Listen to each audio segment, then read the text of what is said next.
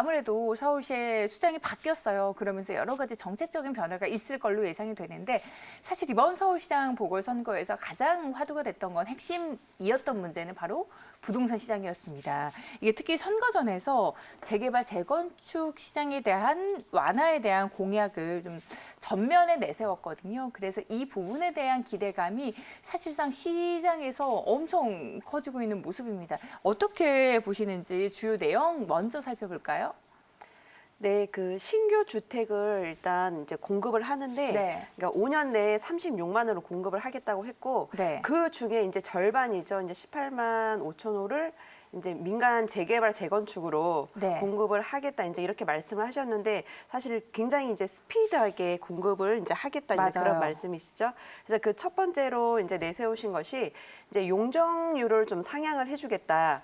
그리고 층수 제한되어 있었던 부분을 해제를 하겠다는 건데 지금 현재 이제 한강변 쪽에 층수가 35층으로 제한이 돼 있잖아요. 네. 이제 그 부분을 이제 50층까지 이렇게 올려주겠다는 완화하겠다. 건데요. 네. 예, 근데 이 35층까지라는 거는 이제 예전에 2011년도에 그 서울시 2030 플랜에 이제 있었던 그런 내용입니다. 그래서 뭐 법적으로 뭐 근거가 따로 있는 건 아니니까요. 이제 그런 부분으로 이제 하나를 얘기를 했고, 네. 그리고 용적률의 경우는 조금 얘기가 이제 틀려질 것으로 보이는데 이 용적률이라는 게 사실 그 국토계획법하고 시도 조례에 의해서 이렇게 결정이 되는 부분이잖아요. 네. 그렇기 때문에 시장 혼자서 이렇게 결정을 하는 것은 좀 어렵지 않나. 그래서 시의회를 좀 다 통과를 해야 되는 부분이기 때문에 쉽지는 않겠다. 그렇지만 조금 이제 희망이 있다고 보여지는 게 이 용도 지역인데요. 우리가 이제 용도 지역이라고 하면 뭐 네. 주거 지역이랄까, 뭐 상업 지역, 뭐 공업 지역, 뭐 준주거,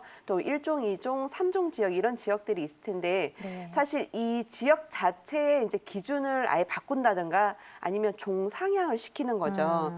그런데 이제 그러니까 변경을 하는 이런 부분 같은 경우는 시장의 권한으로도 이제 가능한 부분이기 때문에 아주 불가능한 건 아니라고 봐집니다. 네. 예, 그리고 두 번째로 이제 민간 이제 재개발, 재건축을 좀 활성화를 시키겠다 이렇게 이제 말씀을 하신 부분이 있는데요. 네. 이거는 이제 좀 빠른 공급을 위해서 공공이 아닌 이제 민간으로 이제 개발을 하시겠다는 건데 제가 이제 앞서 말씀드렸듯이 이제 용적률이 이제 상향이 되면 그만큼 사업성이 굉장히 좋아집니다. 네. 그렇기 때문에 아무래도 공공보다는 민간으로 이제 개발을 하려고 참여를 하는 그런 쪽이 이제 굉장히 많아지겠죠.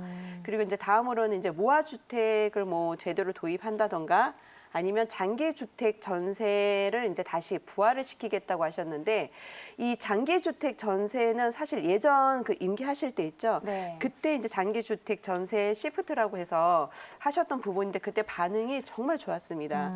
그래서 이거는 이제 서울시가 토지를 이제 임차를 해서 네. 거기에다가 이제 주택을 지어가지고 이게 장기로 이제 살 만한 사람들에게 네. 이게 시세의 80% 금액 정도로 해서 이렇게 그 주택을 공급을 하는 거죠. 그렇기 때문에 이제 그런 부분을 이제 다시 이제 부활을 하겠다고 한 거고, 그리고 마지막으로는 그러니까 세금 인상되는 이런 부분을 조금 부담을 완화를 해주겠다. 왜냐하면 지금 소득이 없는 분들 있죠. 네. 소득이 없는 이제 1주택 그 갖고 있는 그 한 세대인데 1주택밖에 안 갖고 계신 그런 분들한테 재산세를 이제 전면 감면을 해주겠다 이렇게 말씀을 하셨는데 이게 전면 감면은 조금 힘들지 않나. 네. 하지만 인하는 가능할 수도 있겠다 이렇게 생각이 들고요. 거기에서 이제 재산세 그 과세 특례 기준을 6억에서 이제 9억으로 이제 조정을 하시겠다. 이제 대략 이런 내용으로 이제 말씀을 하셨죠. 네. 네. 그 이제 주요 내용을 살펴봤는데 실상 뭐 시의회나 정부와의 협의도 좀 있어야 되는 부분인 그렇죠. 거잖아요. 또 그리고 이미 재건축 단지들이 저희가 오프닝에서 말씀드렸던 것처럼 이미 지금 호가가 굉장히 많이 뛰고 있습니다. 네. 많게는 뭐 2, 3억까지 훌쩍 뛰고 있다라고 하는데 그렇다면 지금 이 대책들이 사실 현실화가 가능한지를 저희가 짚어봐야 되는 거잖아요. 네. 맞아요. 어떻게 보시나요? 네.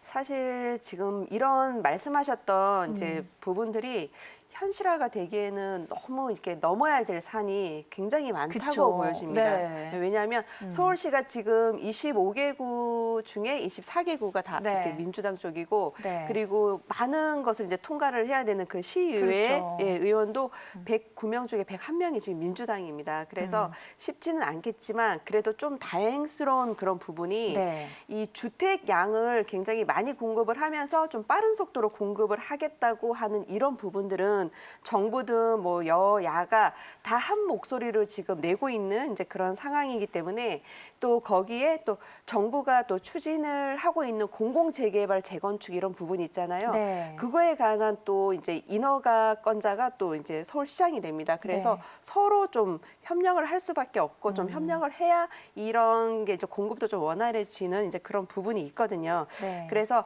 이런 부분을 정부하고 이제 서울시가 협치를 잘 해서 그러니까 무언가가 좀 막 이루어지는 게 좀 눈에 보인다든가 네. 아니면 진행이 되고 있는 것들이 이제 국민들이 봤을 때 이런 것이 이제 느껴지면 네. 아무래도 주택 지금 가격이 많이 올라가 있는 이런 부분도 좀 안정화를 찾고 그러지 않을까 이렇게 생각이 듭니다. 그래서 어찌됐건 지금 뭐 재건축이나 재개발 시장은 움직이고 있는 것은 좀 분명하고요.